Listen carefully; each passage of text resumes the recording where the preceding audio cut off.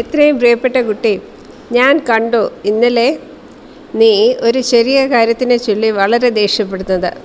യഥാർത്ഥത്തിൽ നീ പ്രകോപിതനാകുന്നതിൻ്റെ യഥാർത്ഥ കാരണം നിൻ്റെ വേരുകൾ നിൻ്റെ ഉപബോധ മനസ്സിലും അവബോധ മനസ്സിലും ആഴ്ന്നിറങ്ങിയിരിക്കുകയാണ്. ഇത് ശുദ്ധീകരിക്കാനുള്ള ഉത്തമ മാർഗം നീ കുറച്ചു നേരം ധ്യാനിക്കണം. അതുപോലെ നീ നിശബ്ദനായി കുറച്ചു നേരം ദിവസവും ഇരിക്കുക.